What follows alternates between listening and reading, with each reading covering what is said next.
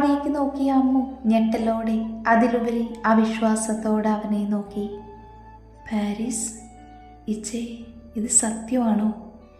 ഉറപ്പില്ലാത്ത പോലെ അവൾ ഒന്നുകൂടെ അവൻ്റെ മുഖത്തേക്ക് നോക്കി. അതേടാ, എൻ്റെ മോളുടെ കുഞ്ഞ് ആഗ്രഹമല്ലേ ഈഫിൽ ടവർ, നമുക്ക് പോവാട്ടോ. അവളുടെ താടിയിൽ പിടിച്ചവൻ കൊഞ്ചിച്ചു. അപ്പോഴേക്കും അവരുടെ മുന്നിൽ 2 ഗാർഡ്സ് മ്യൂസിയം ലംബോർഗിനിയായി വന്നു. വിടർന്ന കണ്ണുകളോടെ അമ്മു അവനെ ഒന്ന് നോക്കി. കണ്ണു ചിമ്മി കാണിച്ചുകൊണ്ട് അവൻ ഗാർഡ്സിന് നേരെ തിരിഞ്ഞു. കണ്ണുകൾ കൊണ്ട് നിർദ്ദേശം കൊടുത്തു. അവർ തലയാട്ടി തിരികെ നടന്നു. ചുറ്റുമൊന്ന് നോക്കി അല്ലു അമ്മുവായി കാറിലേക്ക് കയറി.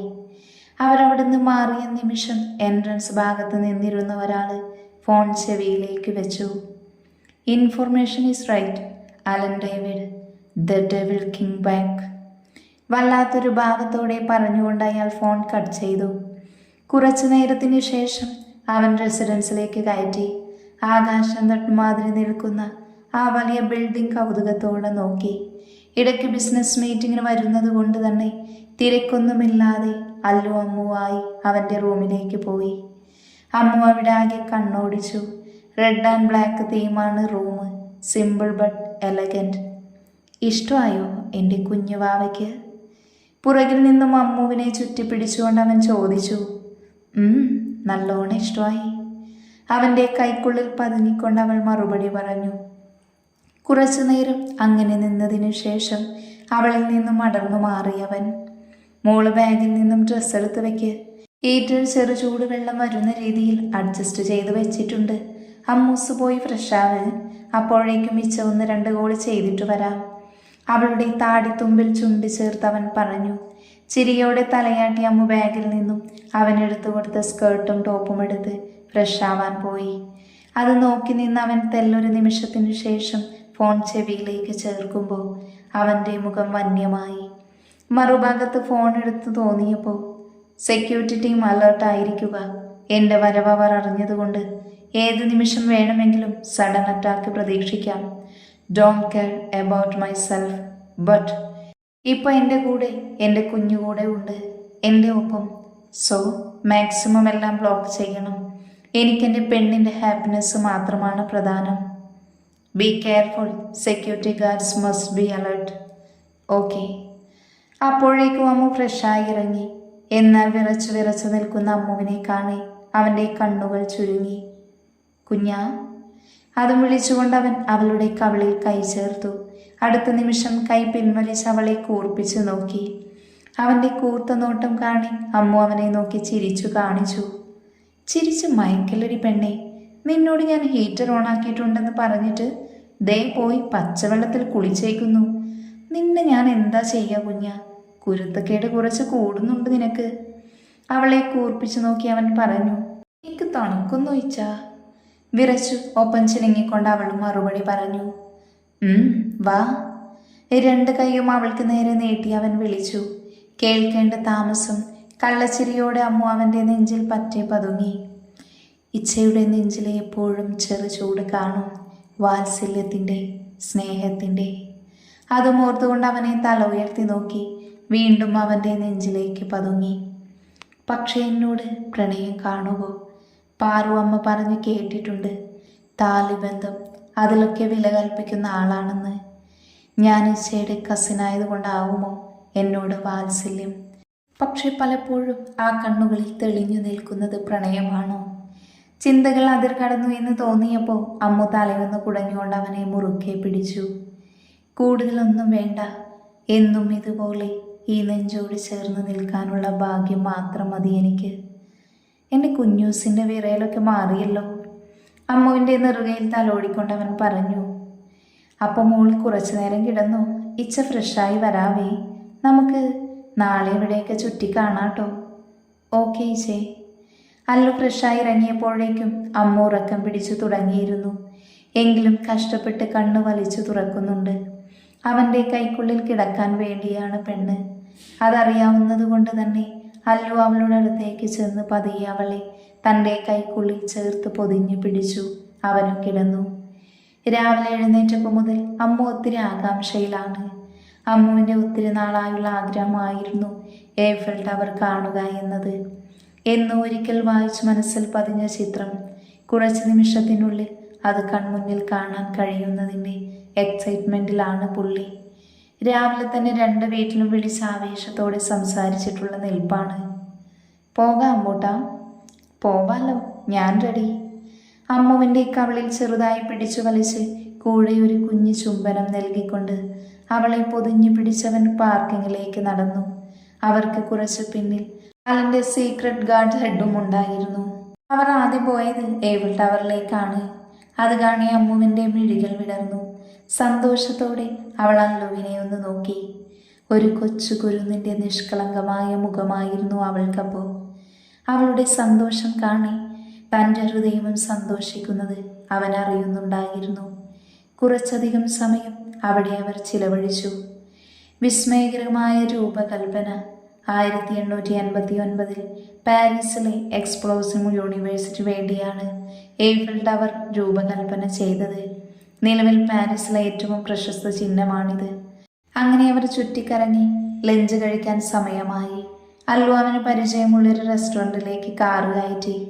അവിടെ ഇന്ത്യൻ ഫുഡ് കിട്ടുമായിരുന്നു. അമ്മുവിന് ഫ്രൈഡ് റൈസ് ഇഷ്ടമായതുകൊണ്ട് അവൻ 2 ചിക്കൻ ഫ്രൈഡ് റൈസും ഓർഡർ ചെയ്തു.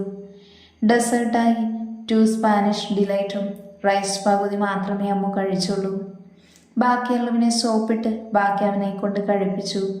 എന്നാൽ അതിനു പകരം അവൻ്റെ ഡെസേർട്ടിൽ 3/4 ഭാഗവും അവൾ തന്നെയാണ് കഴിച്ചത്. ഒന്നുകൂടെ വേണമെന്ന് പറഞ്ഞെങ്കിലും പനി വരുമെന്ന് പറഞ്ഞവൻ സ്നേഹത്തോടെ തടഞ്ഞു. അവിടെ തന്നെ കുറച്ചു നേരം റെസ്റ്റ് എടുക്കാൻ വേണ്ടി അവനൊരു റൂം ബുക്ക് ചെയ്തു. അവൻ്റെ ഫ്രണ്ടിൻ്റെ റെസ്റ്റോറൻ്റ് ആയതുകൊണ്ട് അധികം വൈകാതെ തന്നെ റൂം റെഡിയായി. ഇച്ചേ, അല്ലുവിൻ്റെ നെഞ്ചിൽ പതുങ്ങി അവൻ്റെ താടി പിടിച്ച് വലിച്ചു കളിക്കുന്നതിനിടയിൽ അമ്മു വിളിച്ചു. എന്താണ് ഒരു ചിണുങ്ങല്? നീക്ക് ഉറക്കം വരുന്നില്ല ഇച്ചേ? അതുകൊണ്ട് ഞാൻ കണ്ണനെയും ഏട്ടായിയും വിളിക്കാൻ പോവാ. ഇച്ച ഉറങ്ങിക്കോ, ഞാൻ പുറത്തു പോയി വിളിക്കാം. വലിയ കാര്യം പോലെ അവൾ പറഞ്ഞു. അത് വേണ്ട പൊന്നൂസേ, എൻ്റെ മോൾക്ക് ഇവിടെ ഒന്നും അറിയില്ലല്ലോ. അതുകൊണ്ട് ഇച്ചയ്ക്ക് പ്രോബ്ലം ഒന്നുമില്ല. അതുകൊണ്ട് എൻ്റെ അമ്മൂട്ടൻ ഇപ്പോൾ കിടക്കുന്നത് പോലെ കിടന്നുകൊണ്ട് വിളിച്ചോ.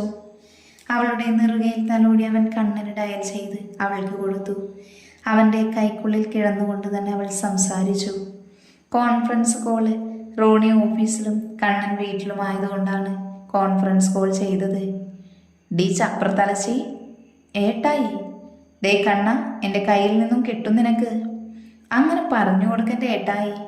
നീ പോടി, നീ പോടാ ചട്ടിപ്പൊട്ട. ദേ 2നും കിട്ടും എൻ്റെ കയ്യിൽ നിന്ന്. അമ്മ എങ്ങനെ നിൻ്റെ അകത്ത് വന്നു? നിന്റെ ചേട്ടനെ ആഡ് ചെയ്തു. അല്ലാതെ നീ മുകളിലെ നിന്റെ സിംഹാസനത്തിൽ നിന്നും താഴെ വരില്ലല്ലോ. ഓ പിന്നെ അമ്മയ്ക്ക് മുകളിൽ വന്നുകൂടായിരുന്നു? അങ്ങനെ പറഞ്ഞു കൊടുക്ക് മോനെ. അവൾ 24 മണിക്കൂറും കിച്ചണിലാണ്. വല്ല കാര്യവുമുണ്ടോ? അതുമില്ല. നിങ്ങൾ ഇതിനകത്തേക്ക് ആരാ കയറ്റിയത്? സോറി അമ്മ, ഒരു കയ്യബദ്ധം, അമ്മു വിളിച്ചുകൊണ്ട് പറഞ്ഞു. ഡി ചട്ടമ്പി പാറു, നീ ഇങ്ങ് തന്നെ വരില്ലേ? ദേ പപ്പ, നിങ്ങളുടെ ഭാര്യയെ വേണമെങ്കിൽ പിടിച്ചോണ്ട് പോ. ഇല്ലല്ലേ ഞാൻ പീഡനത്തിന് കേസ് കൊടുക്കും. മരുമകൾ പീഡനം കണ്ടേച്ചാലും മതി ഒരു മരുമകളെ. നിന്നെ കണ്ട 15 വയസ്സ് പോലും തോന്നിക്കുന്നില്ല. പിന്നല്ല അടക്കാ കുരുവി. പപ്പ, ഹോ, അവൾ വെറുതെ പറഞ്ഞതാ ബുദ്ധൂസേ. എൻ്റെ അമ്മുക്കുട്ടി വലിയ കുട്ടിയല്ലേ. ഓഹോ, ഞാൻ ബുദ്ധൂസല്ലേ. നിങ്ങളിന്ന് വീട്ടിലേക്ക് വാ മനുഷ്യ. Papa, you are trapped. മോനെ കുഞ്ഞ, പപ്പയെ രക്ഷിക്കടാ. I am helpless papa, I am helpless. എൻ്റെ ഓഫീസിൽ എൻ്റെ അപ്പുറത്തെ ക്യാബിനിൽ ഇരുന്നു കൊണ്ട് ഇങ്ങനെ പറയാൻ എങ്ങനെ തോന്നി? പപ്പ, ഇന്ന് അവിടെ കിടന്നോ, ഇങ്ങോട്ട് വരണ്ട, കണ്ണനെ വിളിച്ചുകൊണ്ട് പറഞ്ഞു. ഫ, പോണ പുല്ലേ, അവൻ്റെ ഒരു കിണി. മോളെ പാറു, പോ മനുഷ്യ, അങ്ങേരൊരു. പപ്പേ, എന്താ മുത്തേ? മമ്മ പപ്പയെ ഡിവോഴ്സ് ചെയ്തു. അത് അമ്മ പറഞ്ഞത് കറക്റ്റ്. എടി ദ്രോഹി. പോട്ടെ പപ്പ, പപ്പയ്ക്ക് വേണ്ടി ഞാൻ കണ്ടുപിടിച്ച് തരാം നല്ല പെൺപിള്ളേരെ. എടാ, നീ താഴെ ഇറങ്ങിയാലേ നിന്റെ മുട്ടുകാലി ഞാൻ തല്ലിയൊടിക്കും. ഐ ആം ദ സോറി അമ്മ, ഐ ആം ദ സോറി. എൻ്റെ മോനെ എവിടെയടി പെണ്ണേ? ഇച്ച ഉറങ്ങുവാ. അവൻ അവൻ്റെ കുഞ്ഞുവാവയെ ഉറക്കാതെ ഉറങ്ങിയോ? അതിന് കണ്ണനൊന്ന് വിളിച്ചു. ദേ കളിയാക്കണ്ട, ഞാനേ എൻ്റെ ഇച്ചയുടെ കുഞ്ഞ് തന്നെയാ. ഓഹോ, അവനെ എൻ്റെ മോനാണ്. എൻ്റെ വല്യേട്ടനും എൻ്റെ ഇച്ചായനുമാണ്. എൻ്റെ മൂത്ത പൊന്നുമോനുമാണ്. അല്ല, എൻ്റെ ഇച്ചയാണ്, എൻ്റെ മാത്രം. ഓ സമ്മതിച്ചേ. എന്താടി തുമ്മിയതാണെൻ്റെ പൊട്ട? പൊട്ടൻ നിൻ്റെ എൻ്റെ കെട്ടിയോൻ്റെ രണ്ടാമത്തെ അനിയൻ. പക്ഷേ തുടരെ തുടരെയുള്ള അമ്മുവിൻ്റെ തുമ്മൽ കേൾക്കേ, മോളെ വയ്യടാ നിനക്ക്? കുഴപ്പമൊന്നുമില്ല അമ്മ. കുളിച്ചു കഴിഞ്ഞ് നല്ലപോലെ തോർത്തിയില്ലേ മോളെ? തോർത്തിയതാ പപ്പേ. കുഞ്ഞാറ്റെ പനി വല്ലതും ഉണ്ടടാ? ഇല്ലെന്നേ. ഡി പെണ്ണെ, ഇച്ചായനെന്തേ കൊടുക്ക്. ഇനി നോക്കി നിന്നാലേ നിനക്ക് വയ്യാതാകും. ഇച്ച കിടക്കുക, എനിക്ക് കുഴപ്പമൊന്നുമില്ല. ഇന്നലെ ഇതുപോലെ ചെറുതായി ഉണ്ടായിരുന്നു. ഇച്ച മരുന്ന് തരുന്നുണ്ട്. രണ്ടിനെ ഒറ്റയ്ക്ക് വിട്ട എന്നെ പറഞ്ഞാൽ മതിയല്ലോ. അമ്മുമോളെ പോയി റെസ്റ്റ് എടുക്ക്. തീരെ വയ്യെങ്കിലേ തിരിച്ചു വായോ, നമുക്ക് പിന്നെ പോവാം. എൻ്റെ അമ്മയ്ക്കില്ലേ എനിക്കൊന്നുമില്ല, ഞാൻ പോയി റെസ്റ്റ് എടുത്തോളാം. ഇത് വല്ലോ ഇച്ച കേട്ടാലേ അപ്പോഴേ തീർന്നു. മോള് പോയി റെസ്റ്റ് എടുത്തോട്ടോ. ഓക്കെ പപ്പ. കുഞ്ഞാറ്റെ വയ്യെങ്കിൽ അല്ലുച്ചായൻ്റെ അടുത്ത് പറഞ്ഞേക്കണേ. ഓക്കെ ഏട്ടായി. വേഗം വരണം കേട്ടോ. Love you. Love you too. Miss you അമ്മൂസേ. ഞാൻ എല്ലാവരെയും മിസ് ചെയ്യുന്നു. ഫോൺ കോൾ അവസാനിപ്പിച്ച് അമ്മു അല്ലുവിനെ ഒന്ന് നോക്കി. എൻ്റെയാണ്, എൻ്റെ മാത്രം. വൈകുന്നേരം അവിടുന്ന് തന്നെ കോഫിയും ലൈറ്റ് സ്നാക്സും കഴിച്ച് അവർ പുറത്തേക്ക് ഇറങ്ങി. അപ്പോഴേക്കും അമ്മുവിൻ്റെ ജലദോഷമൊക്കെ മാറിയിരുന്നു. പിന്നെ അവർ പോയത് മ്യൂസിയത്തിലേക്കാണ്. പുറമേ ഗ്ലാസ് ഡിസൈൻ ആയതുകൊണ്ട് ഒറ്റ നോട്ടത്തിൽ എല്ലാവർക്കും ഇഷ്ടപ്പെട്ടു. ഇത് രാജ്യത്തിലെ സുപ്രധാന മ്യൂസിയമാണ്. കൂടാതെ ഒഴിച്ചുകൂടാൻ പറ്റാത്ത പാരീസിലെ ഒരു ടൂറിസ്റ്റ് സ്പോട്ടും. 1918 അത് ഓപ്പൺ ആയത്. ഉൾഭാഗവും വളരെ മനോഹരമായിരുന്നു. അല്ലുവിൻ്റെ കയ്യിൽ പിടിച്ചു വാതോരാതെ ഓരോന്ന് ചോദിച്ചും പറഞ്ഞു പാവക്കുട്ടി പോൽ നടക്കുന്ന അമ്മുവിൽ തന്നെയായിരുന്നു എല്ലാവരുടെയും കണ്ണുകളും. അത് കാണി കുഞ്ഞു കുശുമ്പ് കൊണ്ട് അല്ലു അവളെ പൊതിഞ്ഞു പിടിച്ച് മറ്റാർക്കും കൊടുക്കാതെ.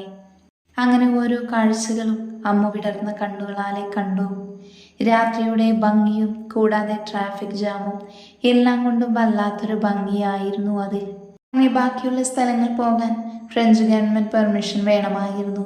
മുന്നേ അതിനുവേണ്ടി അലൻ ആവശ്യപ്പെട്ടത് കൊണ്ട് തന്നെ നാളെ പെർമിഷൻ എവിഡൻസ് എത്തിക്കണമെന്ന് അവൻ ഗാർഡ്സിന് നിർദ്ദേശം കൊടുത്തു. പെർമിഷന് വേണ്ടി കുറച്ചേറെ റിസ്ക് ഉള്ളതാണെങ്കിലും തൻ്റെ പ്രാണന്റെ സന്തോഷത്തിന് വേണ്ടി അവൻ എന്തും ചെയ്യാൻ ഒരുക്കമായിരുന്നു. പിന്നെ ഫ്രഞ്ച് ഗവൺമെൻറ്റായി ഒരുപാട് ഡീലുകൾ ചെയ്തിട്ടുള്ളത് കൊണ്ടും കളത്തിങ്കൽ പൊളിറ്റിക്കൽ പവർ ഉപയോഗിച്ചും അവനത് എളുപ്പമായി. ക്ഷീണം കാരണം അധികം വൈകാതെ തന്നെ അമ്മു അവൻ്റെ നെഞ്ചിൽ ചുരുണ്ടുകൂടി. രാവിലെ പോകാനുള്ളത് കൊണ്ട് തന്നെ വഴക്കൊന്നും കൂടാതെ അമ്മു നേരത്തെ എഴുന്നേറ്റു. ജസ്റ്റ് ഫോൺ നോക്കി അല്ലുവിന് പെരുമഴയായിരുന്നു. ഡേവിഡ് കൂടെ പാറുവും അവനെ വിളിച്ചുപദേശിച്ചു കൊന്നു. അമ്മുവിനെ നോക്കണമെന്നും പറഞ്ഞ്. കൂടാതെ ഒത്തിരി വഴക്കും കിട്ടി. പോയി ജലദോഷം പിടിപ്പിച്ചെന്ന് പറഞ്ഞ്. അത് കഴിഞ്ഞപ്പോൾ കണ്ണനും കുഞ്ഞനും വിളിച്ച് ഭീഷണി. അവരുടെ അമ്മുവിനെ കൊണ്ടുപോയ പോലെ തന്നെ തിരിച്ചു കൊണ്ടുവരണമെന്ന്. അവസാനം എന്തൊക്കെയോ പറഞ്ഞാണ് അവൻ രക്ഷപ്പെട്ടത്. ഇതെല്ലാം അടുത്തു നിന്ന് അമ്മു കേൾക്കുന്നത് കൊണ്ട് ഫോൺ വെച്ചപ്പോഴേ അവൾ അവനെ സോപ്പിട്ട് കൂടാതെ ഒരു കുഞ്ഞുമ്മയും കൊടുത്തു. അതോടുകൂടെ ഇച്ചായൻ ഫ്ലാറ്റ്. അമ്മുവിനോട് ജലദോഷമായതുകൊണ്ട് കുളിക്കണ്ട, ജസ്റ്റ് ഫ്രഷായാൽ മതിയെന്ന് അല്ലു പറഞ്ഞു. അവൾക്കായി ഒരു sky blue denim jacket type balloon short ടോപ്പും വൈറ്റ് പെൻസിൽ ഫിറ്റ് ജീൻസും കൂടെ ലൈറ്റ് ഷെയ്ഡ് വരുന്ന ആംഗ്രി ബേർഡ്സ് പിക്ചർ പ്രിന്റ് ചെയ്ത സ്വെറ്ററും അല്ലു എടുത്തു കൊടുത്തു. ഫ്രഷായി വന്നവളെ പിടിച്ചിരുത്തി മുടി പോണി ടൈൽ കെട്ടി അല്പം കൺമഷി എഴുതി ഒരു വൈറ്റ് സ്റ്റോൺ പൊട്ടും തൊടിയിച്ച് അല്പം സിന്ദൂരും കൂടെ നെറുകയിൽ ചാർത്തി. അവിടെ എല്ലാവരുടെയും കണ്ണ് അവൾക്ക് മേലിലാണ്. കാഴ്ചയിൽ കൊച്ചുകുട്ടി ആയതുകൊണ്ട് മേരേഡാണെന്നും തോന്നില്ല. ആഹാ, ഇച്ചയുടെ കുഞ്ഞുവാവ സുന്ദരിയായല്ലോ. ഞാനേ അല്ലേലും സുന്ദരിയാണല്ലോ. അതെനിക്കറിയാടി പെണ്ണേ. കണ്ണു ചിമ്മി കാണിച്ചുകൊണ്ട് അവൻ പറഞ്ഞു. അമ്മു, മോളിവിടെ ഇരിക്ക്, ഇച്ച പോയി ഫ്രഷായി വരാം. അവൻ ഫ്രഷായി അവൾക്ക് മാച്ചായ ബ്ലൂ ഷർട്ടും വൈറ്റ് സ്ട്രിപ്പഡ് ജീനും ധരിച്ചു. ഇടത് കൈയിൽ വാച്ചും കെട്ടി ഫോണിൽ സംസാരിച്ചു വരെ നെറ്റിയിലേക്ക് വീഴുന്ന നീളൻ മുടിയിടകളെ വലത് കൈ കൊണ്ട് മാടി ഒതുക്കുന്നുണ്ടവൻ. ഷർട്ടിൽ ആദ്യത്തെ 2 ബട്ടൺ തുറന്നു കിടക്കുന്നതുകൊണ്ട് അവൻ്റെ നെഞ്ചിൽ ചേർന്ന് കിടക്കുന്ന കുരിശുമാല അവൻ്റെ ഭംഗി കൂട്ടി. അല്ലു വന്ന് വിളിച്ചപ്പോഴാണ് അവനെ തന്നെ നോക്കി നിന്നു എന്ന് അമ്മു ബോധത്തിൽ വന്നത്. മതി പൊന്ന, ഇങ്ങനെ നോക്കിയാലേ ഞാൻ ബാക്കി കാണില്ല പെണ്ണേ. കള്ളച്ചിരിയോടെ പറയുന്നവനെ കാണി ചളിപ്പോടെ അമ്മു അവൻ്റെ നെഞ്ചിൽ തന്നെ മുഖം പൊഴുത്തി. പൊട്ടിച്ചിരിച്ചുകൊണ്ട് അവൻ അവളെ ചേർത്ത് പിടിച്ച് കാറിലേക്ക് കയറി.